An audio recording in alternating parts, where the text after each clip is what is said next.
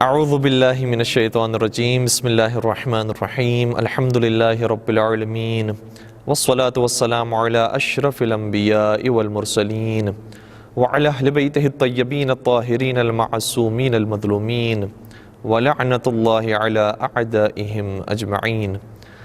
اما بعد فقد قال اللہ تبارک وتعالی فی محکم کتابہ المجید وفرقانہ الحمید بسم اللہ الرحمن الرحیم قل لا اسألکم علیہ اجرا الا المودۃ فی القربى۔ ناظرین گرامی، آج ہماری گفتگو متصل ہے پچھلی گفتگو سے کہ اگر حضرت فاطمہ زہرا السلام علیہا کی ملکیت کو خلیفہ تسلیم نہیں کرتا ہے کہ باغ فدق حضرت زہرا السلام علیہا کا حق ہے، تو اس کے بعد حضرت زہرا السلام علیہا میراث کے راستے سے خلیفہ کے سامنے اپنے استدلال کو پیش کرتی ہیں، اور اس خطبے کو جسے خطبہ فدقیہ بھی کہا جاتا ہے، خطبہ فدق بھی کہا جاتا ہے، اسے صرف علماء اہل سنت نے اپنی کتابوں میں نہیں لکھا بلکہ تمام ہی مکاتب فکر کے علماء، چاہے اہل تشیع ہوں، اہل سنت ہوں اور دیگر مکاتب فکر ہوں، سبھی نے اپنی کتابوں میں جگہ دی، اور بڑے قدیمی علماء نے اس کو اپنی کتاب میں ذکر کیا ہے۔ اور معصومین علیہ السلام کی روش یہ ہوتی تھی اور ان کے اصحاب کی روش یہ ہوتی تھی کہ اس خطبے کو اپنے بچوں کو یاد کرواتے تھے، اور ایک قدیم زمانے تک یہ سلسلہ جاری رہتا تھا کہ مومنین اور سادات اپنے بچوں کو یہ خطبہ بطور خاص یاد کرواتے تھے، اور یہ خطبہ بچوں کو یاد ہوا کرتا تھا۔ لیکن ایک عرصے سے اب چونکہ یہ جو طریقہ ہے وہ بدل گیا ہے، اور بہت ساری چیزیں جب تک ترجمے سے ہمیں سمجھ میں نہ آئے اس وقت تک ہم آگے نہیں بڑھتے ہیں، تو آج ہم کوشش کریں گے کہ آپ کی خدمت میں اس خطبے کے کچھ حصوں کو پیش کریں اور اس کا ترجمہ بھی آپ کے سامنے رکھیں، تاکہ آپ محسوس کر سکیں کہ حضرت سیدہ کائنات نے کتنے خوبصورت انداز میں اپنے مدعا کو بیان کیا۔ اس خطبے کو ایک بہت بڑے عالم اہل سنت کے جو امام علی النقی علیہ السلام کے زمانے میں اور امام حسن عسکری علیہ السلام کے زمانے میں زندہ تھے، انہوں نے اپنی کتاب بلاغات النساء کے اندر لکھا ہے جن کا نام ہے ابن تیفور۔ ابن تیفور نے بلاغات النساء، اس کتاب کے اندر جتنی بھی خواتین ہیں جنہوں نے خطبات دیے ہیں اور فصیح و بلیغ خطبات دیے ہیں، عورتوں نے خطبات دیے ہیں، اس کو جمع کیا ہے، اور صرف حضرت فاطمہ زہرا السلام علیہا کا خطبہ یا حضرت زینب السلام علیہا کا خطبہ یا دیگر ہستیاں جو ہماری پاک اور مقدس مخدرات ہیں، صرف ان کے خطبات کو جگہ نہیں دی ہے، بلکہ اپنے جو ان کے بزرگان ہیں اور جناب عائشہ ہیں یا دیگر ان کے یہاں جو مقدس شخصیات ہیں ان کے خطبات کو بھی اپنی کتاب میں لکھا ہے۔ تو اس سے بھی یہ طے ہو جاتا ہے کہ یہ کسی شیعہ عالم دین کی لکھی ہوئی کتاب نہیں ہے۔ انہوں نے اپنی کتاب کے صفحہ نمبر 17 سے لے کر 25 تک اس خطبے کو لکھا ہے، چونکہ ایک طویل خطبہ ہے، تفصیلی خطبہ ہے، میں صرف اس کے چند جملوں کو آپ کے بیان کرنے کی کوشش کروں گا۔ اور اسی طریقے سے ہمارے ایک بہت بڑے بزرگوار شیخ صدوق علیہ الرحمٰن نے اپنی کتاب من لا یحضر الفقیہ میں اس خطبے کو لکھا، جلد نمبر 3 صفحہ نمبر 567 سے 568 تک۔ اس خطبے کو نقل کرنے والے ویسے تو مختلف راوی ہیں، لیکن ہم جو آپ کی خدمت میں خطبہ بیان کر رہے ہیں بحار الانوار سے بیان کر رہے ہیں، اور اس میں نقل قول کیا ہے عبداللہ بن حسن مصنع نے اپنے آباء و اجداد سے، اور ظاہر سی بات ہے کہ خود بھی سید ہیں، انہوں نے اپنے آباء و اجداد سے اس خطبے کو نقل کیا ہے کہ حضرت زہرا السلام علیہا کس طریقے سے خلیفہ کے دربار میں گئیں۔ روایت اس طریقے سے ہے کہ لما اجمع ابو بکر و عمر علی منع فاطمۃ فدقہ، جب خلیفہ اول اور ثانی اس بات پر اتفاق کر لیتے ہیں کہ حضرت زہرا السلام علیہا کو فدق نہیں دیا جائے گا، وبلغها ذلك، اور یہ خبر بی بی تک پہنچ جاتی ہے، لاثت خمارها على رأسها واشتملت بجلبابها واقبلت في لمة من حفدتها ونساء قومها تتأ ذیولها ما تخرم مشیتها مشیت رسول اللہ صلی اللہ علیہ وآلہ حتى دخلت على ابی بکر وهو في حشد من المہاجرین والانصار وغیرهم فنیطت دونها ملاءہ۔ بی بی کے ابھی اپنے گھر سے دربار تک کے جانے کے انداز کو بیان کیا جا رہا ہے کہ بی بی نے کس حجاب کے ساتھ یہ سفر اختیار کیا ہے، کیونکہ بی بی بہرحال حق کے دفاع کے لیے صرف اس مقام پر نہیں بلکہ اپنے بابا کی رسالت کی گواہ کے طور پر بھی مباہلہ کے میدان میں بھی تشریف لے گئی تھی۔ تو خواتین کا گھر سے باہر نکلنے سے نہ پیغمبر نے منع فرمایا، نہ قرآن نے منع کیا ہے۔ اگر حق کے دفاع کے لیے نکلا جائے، اگر دین کے دفاع کے لیے نکلا جائے تو اس میں کوئی مذائقہ نہیں۔ لیکن حضرت سیدہ کائنات کس خوبصورت انداز میں اپنے گھر سے باہر نکلتی ہیں اور کس جاؤ جلال کے ساتھ اور کتنے حجاب کی حفاظت کے ساتھ اپنے گھر سے مسجد کی طرف تشریف لے جاتی ہیں۔ جملہ یہ ہے کہ بی بی نے اپنے چہرے کے اوپر اور اپنے سر کے اوپر ایک ایسی چادر اوڑھی ہوئی تھی کہ جو بدن کو چھپا رہی تھی، یعنی گویا وہ مخنا ایک طولانی مخنا تھا۔ واشتملت بجلبابها، اور اس کے اوپر ایک اور عبا اوڑھی اور ایک اور بڑا کپڑا اوڑھا۔ وَأَقْبَلَتْ فِي لُمَّةٍ مِّنْ حَفَظَتِهَا، اور خواتین کے گروہ میں اور جھڑمٹ میں بی بی تشریف لے گئی ہیں دربار میں۔ یہاں پر حضرت علی مرتضیٰ موجود نہیں ہیں، دیگر افراد موجود نہیں ہیں، صرف خواتین کا ایک گروہ ہے کہ جس کی سربراہی حضرت فاطمہ زہرا سلام علیہا انجام دے رہی ہیں۔ اور پھر وہ لباس اتنا طولانی تھا، بی بی کا حجاب ایسا تھا کہ سر سے لے کر پیر تک نہیں بلکہ بی بی کے قدم بھی اس چادر کے اوپر ہی آ رہے تھے، یعنی مکمل طور پر بی بی کا حجاب تھا۔ اس حجاب کے ساتھ بی بی مسجد میں تشریف لائیں، اور پھر روایت کا جملہ یہ ہے کہ ما تخرم مشیتها، کوئی کمی نہیں تھی ان کے چلنے میں، مشیت رسول اللہ، کہ وہ رسول اللہ کے چلنے جیسا محسوس ہو۔ ایسا محسوس ہو رہا تھا کہ بنت رسول نہیں بلکہ خود رسول قدم کو آگے بڑھا رہے ہیں۔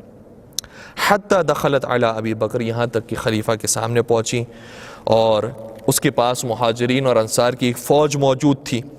اور بی بی اور اس کے درمیان ایک پردے کو حائل کیا گیا، مولاآ، ایک پردے کو لگایا گیا۔ اس حجاب کے ساتھ بی بی نے اپنے مدعا کو بیان کیا ہے،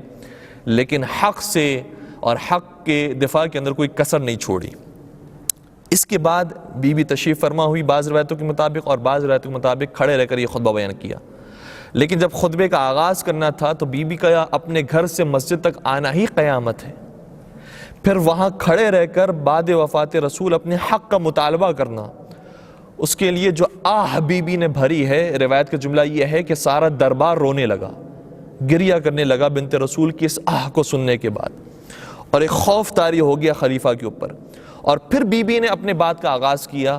تو ایسا نہیں ہے کہ ڈائریکٹ باغ فدا کی بات کر لی ہو کہ مجھے میرا حق دے دو۔ یہ اہل بیت کا گھرانہ ہے جہاں سے فصاحت و بلاغت بھی ملتی ہے، ہدایت بھی ملتی ہے کہ انسان کو کس ڈائریکشن میں زندگی گزارنی چاہیے۔ تو بی بی نے سب سے پہلے حمد پروردگار انجام دی، سب سے پہلے پروردگار کی حمد و ثنا کی، اور اسی لیے یہی وہ تربیت تھی کہ جب ثانیہ زہرا بھی دربار میں جاتی ہیں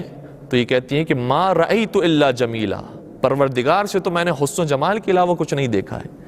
اس لیے ان کے مد نظر سب سے پہلے پروردگار کی ذات ہوتی ہے۔ تو پروردگار کی حمد و ثنا بی بی نے کی۔ اس کے بعد فرمایا اشہد ان لا الہ الا اللہ وحدہ لا شریک لہ، اور پھر اپنے بابا کا تعارف بیان کیا۔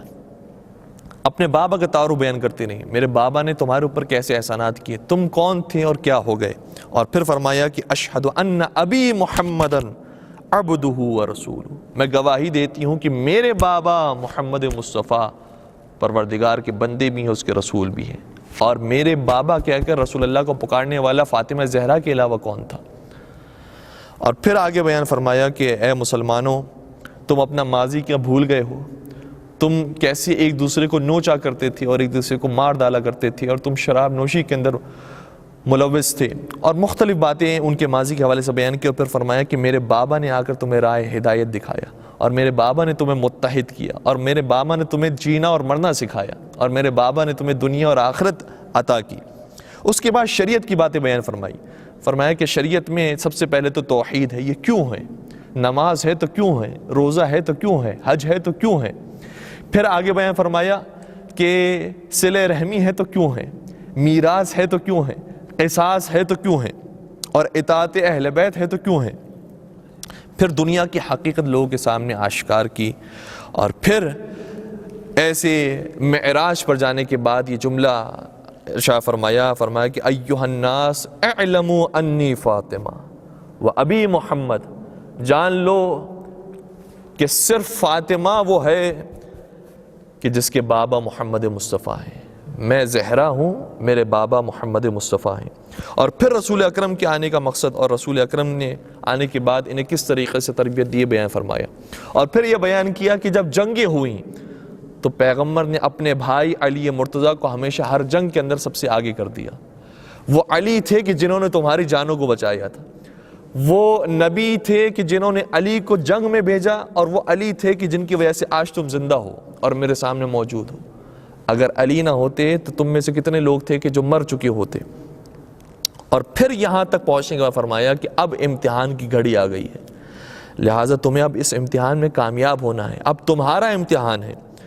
یہ خطبہ عمومی طور پر تمام لوگوں سے بیان کرنے کے بعد پھر خلیفہ سے مخاطب ہوئی اور فرمانے لگی، یبن ابی قحافہ، اے ابی قحافہ کے بیٹے، افی کتاب اللہ ترث اباکا، کیا قرآن میں یہ موجود ہے کہ تو اپنے باپ کی میراث تو پا لے، ولا ارث ابی، اور میں اپنے باپ کی میراث نہ پاؤں۔ پھر بی بی نے میراث کے بارے میں آیتیں بیان کرنا شروع کی۔ یہ حسبنا کتاب اللہ کہنے والے تھے کہ ہمارے لیے اللہ کی کتاب کافی ہے، اب کتاب خدا سے سنو کہ کتاب خدا میں میراث کا کیا حکم بیان ہوا ہے، اور مسلسل آیات بیان کی۔ فرمایا وَوَرِثَ سُلَيْمَانُ دَاوُودَ، اسی قرآن کے اندر ہے کہ حضرت سلیمان جو نبی خدا تھے وہ وارث بنے ہیں حضرت داؤد علیہ السلام کی۔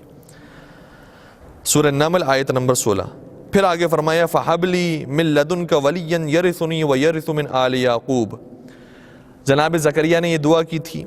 کہ پروردگارہ اپنی جانب سے ایک ولی میرے لیے قرار دے جناب یحییٰ کو، جو میرا بھی وارث بنے اور آل یعقوب کا وارث بنے۔ سورہ مریم آیت نمبر 6۔ تو پھر ایک نبی دوسرے نبی کا وارث بن رہا ہے، معاف کیجیے گا۔ اور پھر بی بی نے اور آیات سنائی، وَأُولُو الْأَرْحَامِ بَعْضُهُمْ أَوْلَىٰ بِبَعْضٍ فِي کتاب اللہ۔ سورہ انفال آیت نمبر 75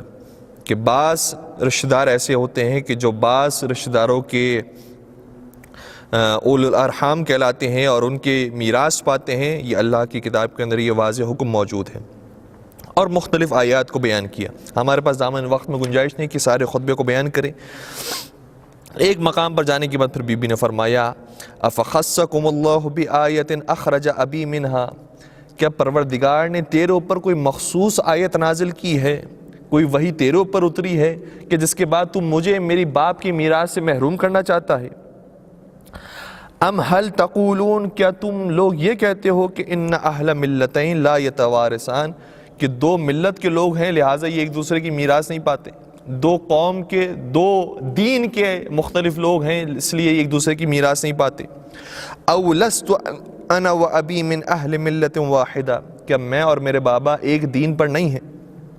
ام انتم اعلم بخصوص القرآن و عمومہ من ابی و ابن عمی، کیا تم لوگ زیادہ جانتے ہو قرآن کے مختصات کو کہ قرآن میں عام کیا ہے خاص کیا ہے؟ کیا تم لوگ زیادہ جانتے ہو میرے بابا سے اور میرے چچا زاد بھائی سے، یعنی حضرت علی مرتضیٰ سے زیادہ تم علم رکھنے والے ہو؟ اور پھر بی بی نے اب خطاب انصار سے کرنا شروع کیا، اور پھر انصار سے کہا کہ انصار اب تمہارا وقت ہے کہ تم کھڑے ہو، تمہارے پاس تلوار بھی موجود ہے، زرہ بھی موجود ہے، ڈھال بھی موجود ہے، تم جنگ کرنا بھی جانتے ہو، تم کھڑے کیوں نہیں ہوتے ہو، قیام کیوں نہیں کرتے ہو؟ بی بی نے باقاعدہ دعوت دی ہے اور للکارا ہے ان کی غیرت کو کہ تمہاری غیرتوں کو کیا ہو گیا ہے، تم بیعت کر چکے تھے غدیر کے میدان پر، پھر اب تم دوبارہ بیعت توڑ کر کسی اور کی بیعت کیسے کر سکتے ہو؟ اور پھر بی بی بیان کرتی رہیں یہاں تک کہ خلیفہ کے جواب دینے کا وقت آیا، تو خلیفہ نے پھر وہی حدیث پیش کی کہ پیغمبر نے فرمایا تھا کہ ہم جو چھوڑ کر جاتے ہیں وہ صدقہ ہوتا ہے اور وہ میراث میں تقسیم نہیں ہوتا، جبکہ بی بی قرآن سے یہ ثابت کر چکی تھیں کہ قرآن یہ کہہ رہا ہے کہ ایک نبی دوسرے نبی کا وارث بنتا ہے۔ اب ہم قرآن کی بات کو لے لیں یا اس کی من گھڑت حدیث کو لے لیں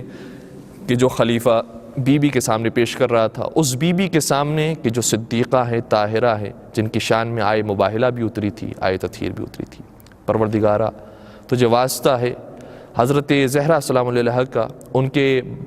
پدر بزرگوار کا، ان کے شوہر نامدار کا، ان کی پاک اولاد کا، کہ ہمیں حقیقی معنوں میں ان کے معارف کو بیان کرنے کی توفیق عطا فرمائے اور ان کے چاہنے والے اور ماننے والوں میں ہم سب کا نام شامل فرمائے۔ وآخر دعوانا الحمد للہ رب العالمین۔